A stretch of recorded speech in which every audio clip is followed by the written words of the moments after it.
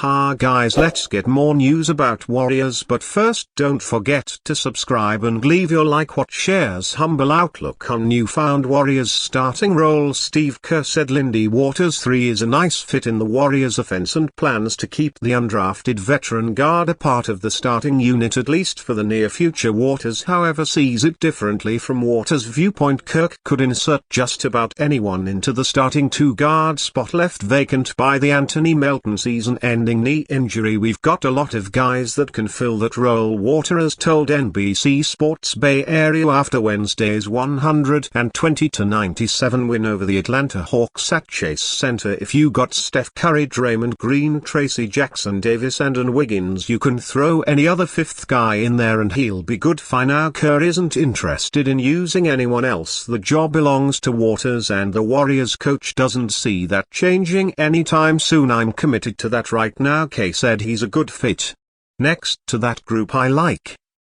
Bringing Buddy Hield off the bench. Starting Lindy allows us to keep the bench intact and gives us another shooter and defender in the starting lineup. Waters, who had started the Warriors' previous 2 games while the team awaited word on Melton's condition, wasn't spectacular in his official debut as a member of Golden State's starting group, but he did enough to warrant keeping him in that role. Waters had 10 points on 4 of 9 shooting with a pair of threes, 3 rebounds with 1 assist and a steal, while finishing plus 16 in 23 minutes against the Hawks in his 3 starts this season. The 27-year-old is shooting 9 of 19 from the floor and is 6 of 12 behind the arc. That's a nice compliment to a starting unit featuring the greatest distance shooter of all time, one of the most dominant defensive players in NBA history, and 2 other role players who have been playing at a very high level. In addition to efficient offense, Waters also stood out with his defensive effort against the Hawks matched up against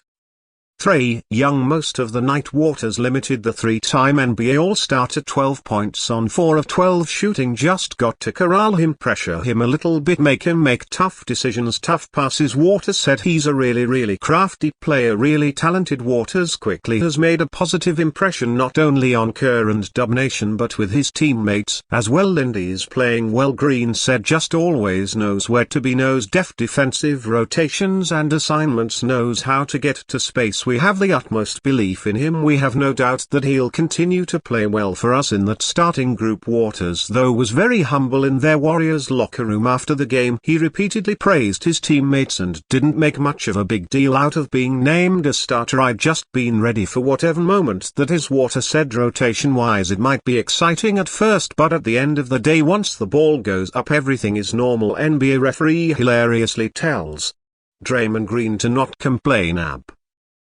him on his podcast. Draymond Green always prides himself on not just being a player but the key figure of the new media. His podcast is one of the most popular among player-led shows and garners a large audience, and it turns out NBA referees also listen to his podcast ahead of the Warriors game against the Hawks. NBA referee Tyler Ford told him he didn't want to hear complaints about officiating like his previous episode. Referee Tyler Ford: I listened to the first 10 minutes of your podcast.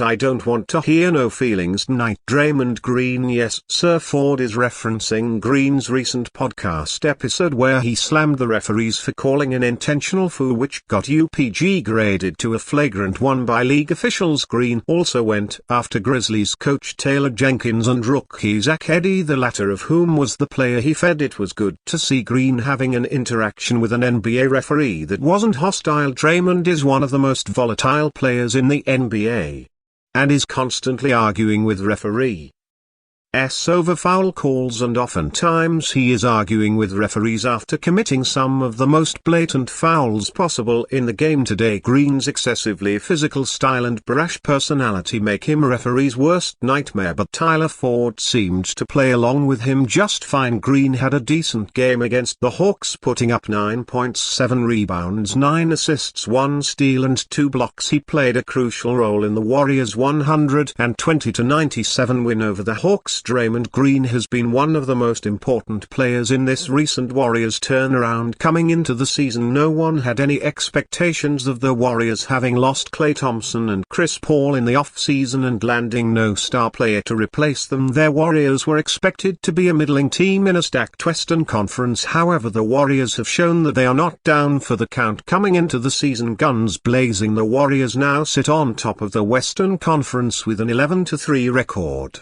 The best in the West and the best in the entire NBA behind the Celtics and the Cavaliers. Many credit the performances of Stephen Curry, Andrew Wiggins' new signing Buddy Hield, and the young duo of Brandon Pensy and Jonathan Kuminga. And while all those players have been key in their roles, this resurgence wouldn't be possible without the excellent defensive performances of Draymond Green. Two players could be on Warriors' radar ahead of trade deadline. The Golden State Warriors have started the season as the best team in the Western Conference, sitting as the number 1 seed with an 11-3 record. Through the first month of the season, they've been convincingly beating teams on both ends of the court and are third, plus 10.2 in net rating this season. Even with their success, it's no secret that the Warriors were heavily monitoring stars available for trade over the summer. They had public trade attempts for Paul George and Lauri Markkanen which failed to materialize, but insiders believe their Warriors are likely to make a trade sometime soon before the trade deadline. With the strong start to the season, the Warriors don't need to make a blockbuster acquisition. Instead, acquiring a player who will perfectly complement their current roster would be ideal, especially with the Anthony Melton season-ending injury. As a result, we think Brooklyn Nets forward duo Cam Johnson and Dorian and Finney-Smith could be on the Warriors' wish list ahead of the trade deadline. Johnson is averaging 18.1 points and 4.3 rebounds so far this season, providing extremely high-level wing play for the Nets, with the franchise reportedly making everyone on the roster available for potential trades. Johnson might be the one to generate the most interest. He's a 3-level scorer who is shooting 39.3% from three-point range on 7.8 attempts per game. Their Warriors' motion offense would be perfect for Johnson to thrive within, especially in a front-court pairing with Draymond Green. The price for Johnson will be small, so the Warriors will likely have to part with a young asset like Jonathan Kuminga or Brandon P. Adzimski if they continue to hold them as untouchables. Andrew Wiggins might be sent away with additional first-round picks to satiate the Nets. Johnson makes $23.6 million, so the Warriors will either need to use Wiggins' $26.2 million in salary to make a deal happen, or club multiple contracts with Kuminga $7.6 million or Podziemski $3.5 million.